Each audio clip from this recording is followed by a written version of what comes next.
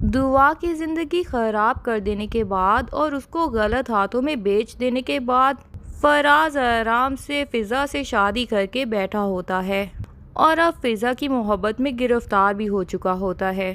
وہ فضا سے کہتا ہے کہ مجھے پورا یقین تھا کہ میرے گھر والے میرے لیے تمہاری جیسی باحیا اور خوبصورت بیوی ہی چوز کریں گے، جس کو آج تک کسی آدمی نے نہیں دیکھا ہوگا اور نہ ہی اس نے کسی آدمی سے کبھی بات کی ہوگی۔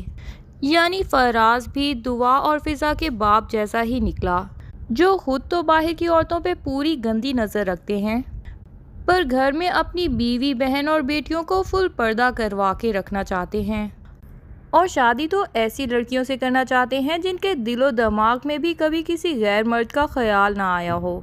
فراز فضا سے کہتا ہے کہ تم بہت ہی خوبصورت ہو اور اس ڈریس میں تو بالکل میرے دل میں اتر گئی ہو۔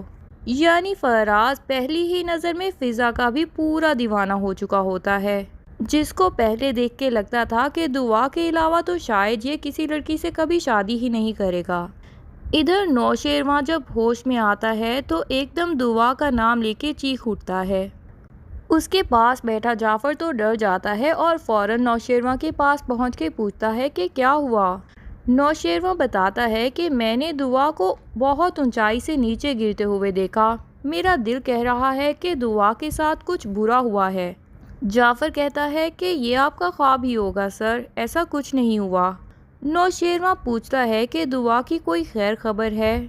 میں جاننا چاہتا ہوں کہ وہ کیسی ہے، تم پلیز اس کے بارے میں پتہ کرواؤ کہ وہ خیریت سے تو ہے۔ جعفر کہہ دیتا ہے کہ ابھی تو اس کے گھر میں بہن کی شادی کی رسمیں ہی چل رہی ہوں گی، لیکن اگر آپ زیادہ فکر مند ہیں تو کوئی بات نہیں، میں جلد ہی اس کی خبر لے کے آپ کو بھی دوں گا۔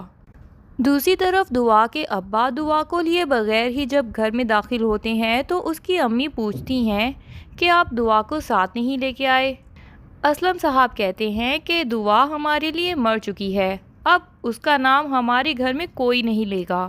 دعا کی ماں پریشانی میں پوچھتی ہیں کہ ابھی تو پولیس اسٹیشن سے کال آئی تھی اور وہ کہہ رہے تھے کہ آپ کی بیٹی یہاں موجود ہے، پھر آپ اس کو کیوں وہاں چھوڑ آئے؟ تو اس کے ابا بتاتے ہیں کہ آوارہ عورتوں کے ساتھ پکڑی گئی ہے تمہاری دعا، پولیس کی ریڈ ہوئی تھی ان کے ٹھکانے پہ اور وہیں سے دعا برآمد ہوئی ہے۔ تم خود ہی بتاؤ، ایسی بیٹی کو میں گھر لے آتا تو کتنی بدنامی ہوتی، اس سے تو اچھا ہے کہ ہم اس کے مرنے کی ہی اطلاع دے دیں لوگوں کو۔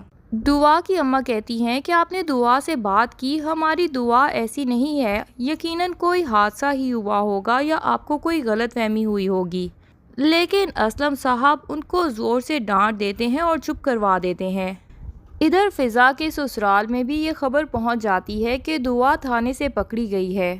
فراز کی ماں تو صبح ہی صبح ہنگامہ کھڑا کر دیتی ہیں اور سب گھر والوں کو اکٹھا کر کے بتاتی ہیں کہ اس کی بہن تھانے سے پکڑی گئی ہے، ہمیں انہوں نے دھوکہ دیا اور یہی کہا کہ وہ بیمار ہے اور کمرے میں بند ہے۔ جب ہم پہلی دفعہ بھی فضا کو دیکھنے گئے تھے تب بھی وہ بہن گھر میں موجود نہیں تھی، وہ کوئی صحیح آوارہ لڑکی ہے۔ لیکن فضا فوراً صفائیاں دینے لگ جاتی ہے کہ دعا ایسی نہیں ہے، اور فراز کے کان ایک دم کھڑے ہو جاتے ہیں کہ دعا، اور اب جا کے اس کو پتہ چلتا ہے کہ فضا دعا کی بہن ہے۔ اب بندہ پوچھے کہ دعا کے ابا کو تو چلو آپ بے شک بھول گئے، لیکن جس گھر میں بارات لے کے گئے تھے وہ تو آپ کو یاد ہوگا کہ یہ دعا کا ہی گھر تھا، تب بھی آپ کو پتہ نہیں چلا کہ فضا دعا کی بہن ہے۔ لیکن اب دعا کی حرکتیں جو فراز جانتا ہے، اس کی وجہ سے فضا کی زندگی بھی مشکل ہو جائے گی، کیونکہ جو محبت اس کے دل میں فضا کے لیے پیدا ہوئی تھی وہ ایک ہی دن میں ختم ہو جائے گی، اور وہ یہی کہے گا کہ تم بھی یقیناً اپنی بہن کی طرح کی ہی ہوگی۔ فضا بیچاری تو ابا جیسے گھر سے نکل کے آگے ایسے گھر میں پہنچ گئی ہے جہاں فراز کی بھی باتیں سننی پڑیں گی اور اس کی ماں کی بھی باتیں سننی پڑیں گی۔ حالانکہ وہ اپنے ابا کی ڈانٹ ڈپٹ سے ہی اتنا ڈر جاتی تھی کہ چپ کر کے سب کام کرتی تھی اور کچھ غلط کرنے کا تو کبھی سوچا بھی نہیں تھا۔ اب آگے فضا کی زندگی کتنی مشکل ہونے والی ہے یہ تو آگے جا کے ڈرامے میں ہی پتہ چلے گا۔ لیکن فراز کی ماں، جس نے پہلی نظر میں ہی فضا کو پسند کر لیا تھا فراز کے لیے، وہ تو شادی ہوتے ساتھ ہی اگلے دن ساس بن گئی اور فضا کے پاس آ کے بیٹھتی ہے اور اسے کہتی ہے اتنا ہلکا سا سیٹ لے کے آئی ہو اور ہم نے اگر اخلاقاً کہہ ہی دیا کہ کوئی جہیز دینے کی ضرورت نہیں تو تمہارے ماں باپ نے تو جہیز کے نام پہ ایک چیز بھی نہیں دی تمہیں۔ فراز کی ماں کو اسی بات پہ غصہ ہوتا ہے کہ حق مہر میں 2 لاکھ روپے کیوں لکھوائے ان لوگوں نے۔ یہی غصہ اتارنے کے لیے وہ فضا کو بہت کچھ سناتی ہے، لیکن شکر ہے کہ پیچھے سے فراز کی بہن آ جاتی ہے اور وہ بہت ہی اچھی نیچر کی لڑکی ہے۔ وہ فضا کو دل سے پسند کرتی ہے اور اس سے پوچھتی ہے کہ بھابھی آپ کو کچھ کھانا ہے یا چائے پینی ہے تو مجھے بتا دیں۔ فضا بیچاری جو ساس کے رویے سے ایک دم ڈر گئی تھی، وہ اپنی نند کو دیکھ کے تھوڑی خوش ہوتی ہے کہ ایٹ لیسٹ سسرال میں کچھ تو آسانی ہوگی، کوئی تو ہوگا جس کے ساتھ میں اپنے دل کی باتیں شیئر کر سکوں گی۔ ادھر دعا کے ابا ابھی اپنی بیوی سے لڑ ہی رہے ہوتے ہیں کہ دعا ہمارے لیے مر گئی کہ باہر دروازے پہ دستک ہوتی ہے اور دعا دروازہ کھٹکھٹاتی ہے۔ اس کے ابا اندر سے ہی اس کو بہت کچھ سناتے ہیں اور کہتے ہیں کہ یہاں سے فوراً سے پہلے دفع ہو جاؤ اور دوبارہ کبھی بھی اپنی شکل مت دکھانا مجھے۔ میں تمہارے جیسی بے حیا لڑکی کو اپنی بیٹی کہلانے کے لائق نہیں سمجھتا۔ دعا اپنی صفائی میں بہت کچھ بولتی ہے کہ ابا آپ کو کوئی غلط فہمی ہوئی ہے، ایسا نہیں ہے جیسا آپ سوچ رہے ہیں۔ آپ ایک دفعہ دروازہ کھول کے میری بات تو سن لیجئے، مجھے اپنی صفائی کا موقع تو دیجئے۔ لیکن دعا کے ابا اس کی ایک نہیں سنتے اور دروازہ بھی نہیں کھولتے اور اپنی بیوی کو بھی سختی سے منع کر دیتے ہیں کہ کوئی بھی دعا کو اندر داخل نہیں ہونے دے گا۔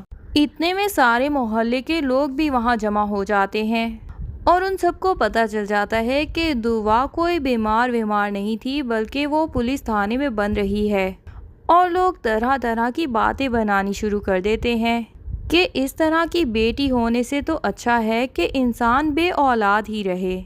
کس طرح اس نے اپنے ماں باپ کے سر میں خاک ڈال دی ہے۔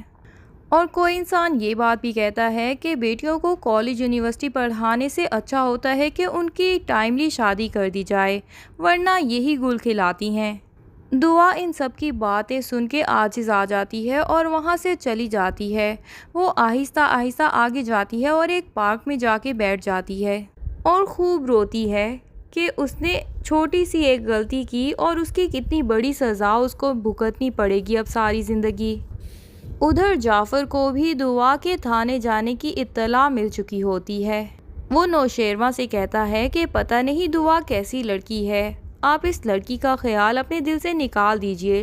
لیکن نوشیروان کہتا ہے کہ میرا دل گواہی دیتا ہے کہ دعا خراب لڑکی نہیں ہے بلکہ بہت شریف لڑکی ہے۔ اور پھر وہ جعفر سے کہتا ہے کہ اگر دعا کے گھر والوں نے اس کو اپنے گھر میں نہیں رکھا تو آپ اس کو یہاں لے آئیے۔ جعفر نوشیروان کی بات ٹال نہیں سکتا، اسی لیے وہ پہنچ جاتا ہے پارک میں دعا کو لینے۔ اب کیا کبھی دعا اپنے گھر والوں سے مل پائے گی اور ان کو اپنی صفائی پیش کر سکے گی، اور پھر فراز جیسے انسانوں کو کوئی سزا ملے گی؟ یہ سب جاننے کے لیے اگلی ایپیسوڈز کا انتظار کیجیے۔ تب تک کے لیے اللہ حافظ۔ ویڈیو پسند آئے تو لائک اینڈ کمنٹ ضرور کر دیں اور چینل کو سبسکرائب کرنا نہ بھولیے۔ Thank you.